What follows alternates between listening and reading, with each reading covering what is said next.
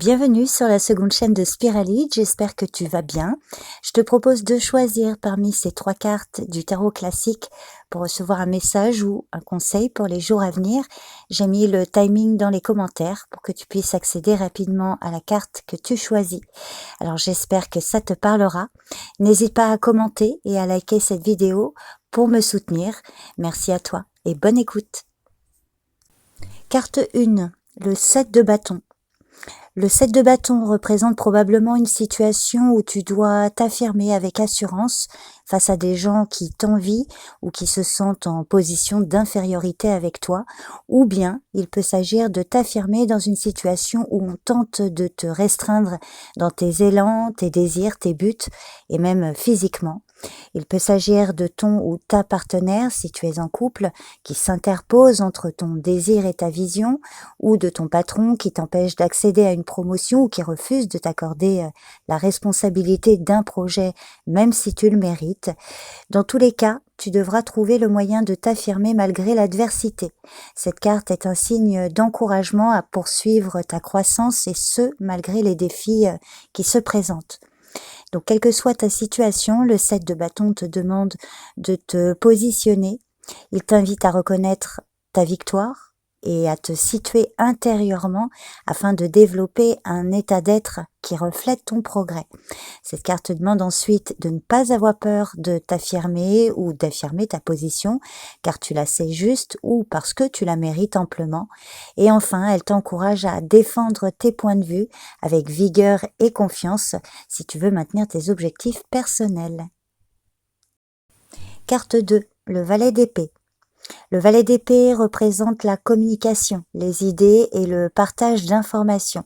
Il peut indiquer que tu démarres un nouveau projet, tu as besoin d'en parler autour de toi, de sensibiliser ton entourage à la question.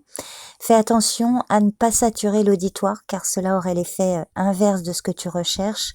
La difficulté sera d'arriver à garder ton enthousiasme et ton énergie dans le temps.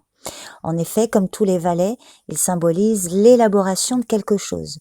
Il faut donc par la suite pouvoir continuer cette action et garder cet enthousiasme et cette énergie. Il faut aussi savoir communiquer avec d'autres personnes pour t'aider à t'organiser et à créer ton projet. Cette carte peut te demander de t'associer à d'autres personnes qui feront le chemin avec toi et qui te permettront aussi de te développer.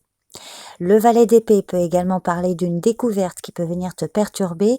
Il s'agira alors de chercher les réponses, mais surtout de ne pas te laisser envahir par la négativité ou encore par les commérages. Cette carte peut aussi annoncer un message qui te met la puce à l'oreille, qui te pousse à vouloir en savoir plus.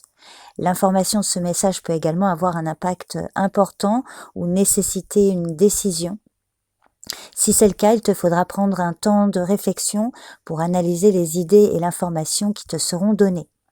Négativement, cette carte peut montrer que tu agis avec trop de précipitation. Tu ne prends pas le temps de réfléchir avant de te lancer, tu dépenses beaucoup d'énergie, mais tu n'es pas suffisamment productif ou productive.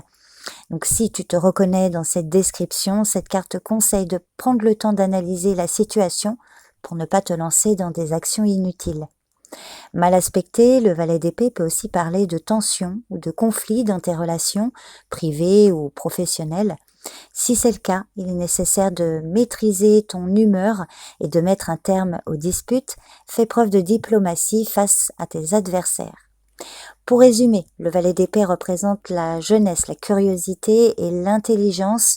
Il symbolise également l'ambition, la créativité et la recherche de vérité. Il t'encourage à être ouvert d'esprit, à poser des questions et à explorer de nouvelles idées. Sois ouvert ou ouverte à de nouveaux points de vue et sois prêt ou prête à te remettre en question. N'aie pas peur d'exprimer tes opinions, va de l'avant avec enthousiasme et mets-toi à l'action pour faire bouger les choses. Carte 3. Le diable. Le diable représente tout ce qu'il y a de caché, toutes les forces obscures qui se trouvent en nous. Il pourra donc indiquer que tu es emprisonné dans des habitudes ou des forces souvent externes, mais que tu ne sais pas ou ne peux pas contrôler. Cet arcane majeur te demande probablement de changer ta façon de vivre et de penser. Il montre également que tu es esclave de ta situation et il te pousse à réagir ou bien il te signale que ton comportement est peut-être blessant pour tes proches. Le diable parle d'une addiction, d'une domination malsaine. Il peut s'agir d'une dépendance affective ou d'une relation toxique, ou encore que tu es obnubilé par une situation ou un projet qui te prend tout ton temps et ton énergie. Le diable montre souvent que tu dois avant tout te battre contre toi-même, lutter contre tes peurs, tes angoisses. Il sera sans doute nécessaire de recenser tout ce qui se trouve dans ta vie et chercher à éliminer ce qui n'est pas sain pour ton corps et ton esprit. Quelle que soit ta situation, tu dois avoir le courage de faire face à ce qui te rend si dépendante et qui t'empêche de grandir. Il s'agit de prendre conscience des chaînes qui t'attachent à des situations malsaines.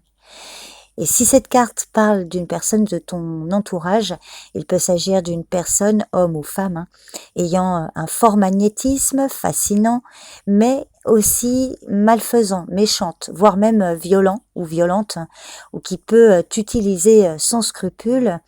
Et elle peut aussi créer une forme de dépendance dont il sera difficile de te libérer.